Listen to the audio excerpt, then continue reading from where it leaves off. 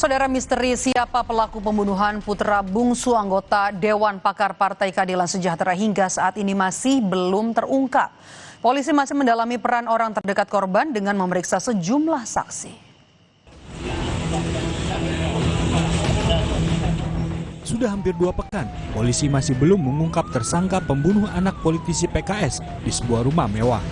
Dari hasil pemeriksaan saksi dan otopsi, korban tewas karena luka benda tajam di tubuhnya. Polisi mengungkap rumah mewah tempat ditemukannya jasad korban tidak memiliki petugas keamanan dan CCTV di rumah itu juga mati sejak 2023. Kapolda Banten menegaskan hingga kini penanganan perkara masih dalam tahap penyelidikan. Penyidik masih mendalami keterangan sejumlah saksi yang merupakan orang terdekat korban untuk mencari motif pembunuhan. Polisi juga turut memeriksa sejumlah barang bukti untuk mencari jejak pelaku. Saya tidak akan menyampaikan perkembangannya, masih dalam tahap penyelidikan, ya, masih dalam tahap penyelidikan. Teknis penyelidikan kami tidak uraikan di sini. Kasus bakal ditarik ke Polda bagaimana? Siapa? Kasus. Memang sudah ditarik di Polda, gabungan Polda dan Polres Cilegon, yang dipimpin oleh Pak Dirkrim. Ketua timnya Pak Dirkrim. Masih dalam tahap penyelidikan, kita dalami pemeriksaan saksi dan sebagainya. Termasuk kita sudah mendatangkan lapor. Mudah-mudahan yang mendengar mencari ada informasi, segera informasikan ke kita. Sementara itu, pakar kriminolog Ada Hanifah Hasna mengatakan motif dalam kasus ini merupakan motif emosional. Menurutnya, ada yang ingin disampaikan pelaku kepada keluarga korban terhadap kasus pembunuhan ini. Baik, kalau kita melihat bentuk kejahatannya sejauh ini motif emosional. Apakah itu terkait dengan politik, bisnis, atau yang lain-lain? Tapi setidaknya di dalam motif tersebut ada motif emosionalnya gitu.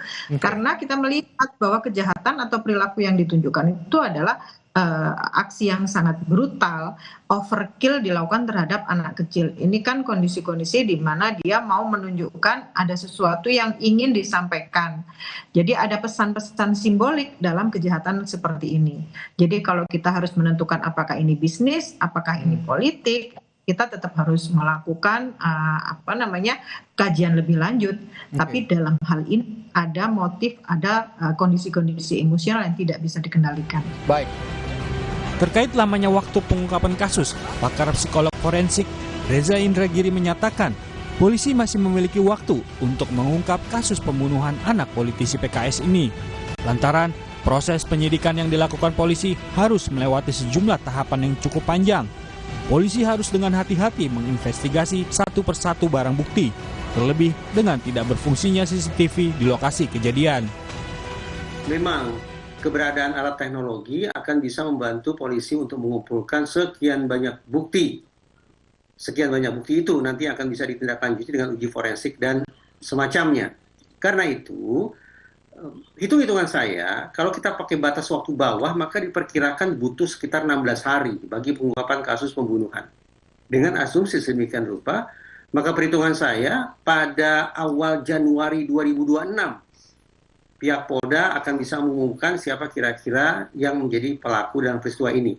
Atau kita bisa pakai ambang atas, batas waktu atas, yaitu 46 hari. Kalau batas waktu ini yang kita jadikan acuan, maka perkiraan saya akhir Januari atau awal Februari 2026 baru polisi akan menyampaikan pengumuman kepada publik tentang siapa pelakunya. Untuk menetapkan tersangka dalam kasus ini, penyidik wajib memiliki minimal 2 alat bukti yang sah. Hingga saat ini, sebanyak 15 orang saksi telah diperiksa yang berasal dari orang terdekat korban. Tim Liputan, Kompas TV.